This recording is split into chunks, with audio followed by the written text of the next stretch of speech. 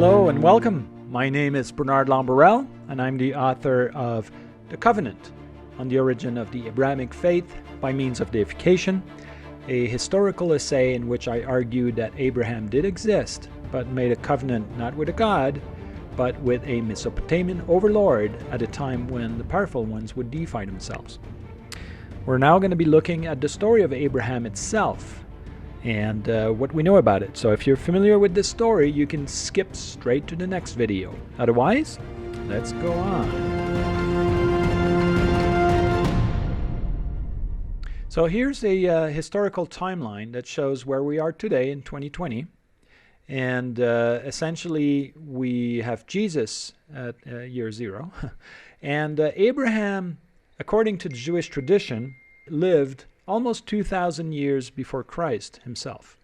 And so the amount of time span between Abraham and Jesus is almost the same as from Jesus to us, which means a lot has happened. Moses and Solomon and the Babylonian exile took place somewhere in between.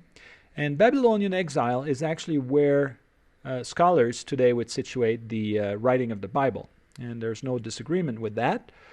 So somewhere between the 7th and the 2nd, but let's say the majority of them would agree between the 7th and the 5th century. This is where the Bible would have been written. Now it's interesting to realize that before that, and during the Bronze Age, as well as Iron Age, Baalism was predominant in Canaan. This means it was polytheism, and people would believe in many gods. Henotheism is the belief in one God while acknowledging that there might be many other gods. But monotheism, the idea that there's a single God and that nothing else exists, only came around the Babylonian exile. Now for the story itself. So the story took place in Israel, as well as part of Egypt and modern-day Iraq and Baghdad. So if we map the old cities on top of a modern map, here's what we get. Canaan was basically a trade corridor between Mesopotamia and Egypt, so it was an important region. Shechem, Hebron, and Mamre are all towns where Abraham, there's a lot of activity, and Avaris is where the Hyksos were established. So the story of Abraham begins when God reveals himself and he asks him to leave Ur, his hometown, to go to a place he will show, which is Canaan. So Abraham leaves the place with his half-sister Sarah, Lot, and his belonging, and groups of people. Now, as he makes it to Canaan, eventually a famine strikes, and they have to move to Egypt because they have a lot of flocks and they have to save everybody. Now, after the famine, they return to Canaan, and they decide, Abraham basically offers Lot to separate to make sure that there would be enough food. And Lot decides to settle in the valley of Sodom, in the town of Sodom, and because it's a richer area and very fertile. Now, in the town of Sodom, there has been, the people of Sodom were vassal of Mesopotamian kings. And after 12 years of servitude, they basically decided to revolt. And following that revolt, there was a punitive campaign launched by 4 eastern kings that came down to strikes and tried to subdue the people of Sodom again. As they did so, they took all the goods and Lot and succeeded in doing that, and they took away.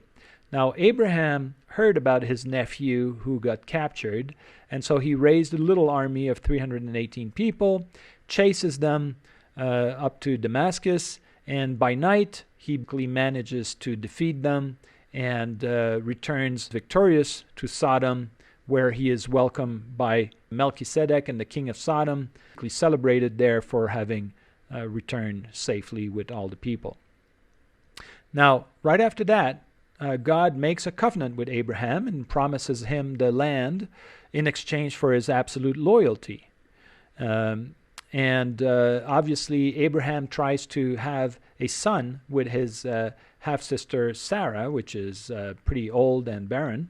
And so Sarah is pretty kind. She offers Abraham her maid Agar and Abraham obliges and has a child with Hagar, which is named Ishmael. And so Ishmael is born and is the firstborn of Abraham, but somehow God is not happy, is not pleased with the birth of Ishmael, and makes a promise to Abraham and Sarah that Sarah will give Abraham a son. Now, Isaac is born a few months later, and he is the son of the promise. And so he is the legal heir to the covenant. Unfortunately, Ishmael is the oldest son. Hagar kind of feels rights to her son, and there's a bit of a difficult climate in the house. And Sarah decides to oust Hagar and Ishmael, and Abraham is pretty sorry about the whole situation, but so is life. Now, God is not happy with Sodom. They're nasty people, and he tells Abraham that he's going to destroy the city. And Abraham negotiates with God and tries to play his justice and ask him, well, are you going to destroy the just? And, even if they're willing to, if they're just people and you're going to kill them if you find just a few just, are you going to destroy the city? And in the end, God agrees that if he finds a handful of just, he will save the city. So he sends some angels to visit the city. When they get there, a mob surrounds them, and Lot saves them, brings them into his house. He tries to appease the mob that wants to sodomize these poor messengers, and offers them his daughter to appease them, but they don't want anything to do with that. And so eventually they sodomize those poor messengers, and God, not happy, destroys the city. Now, God spares Lot and his family, and as they leave the city, the daughters of Lot feel that the father deserves child, and they drink him and abuse his body, and they will end up giving him child to their father. So that's called incest in my book. Ultimately, God shows up again to Abraham and asks Abraham to sacrifice his son to demonstrate his absolute loyalty. And just as Abraham is about to slit his son's throat, then the angels appear again and save the child.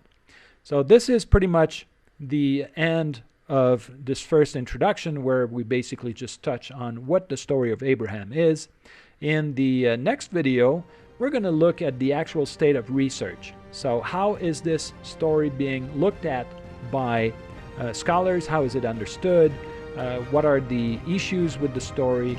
And so on. So stay tuned. Coming up next.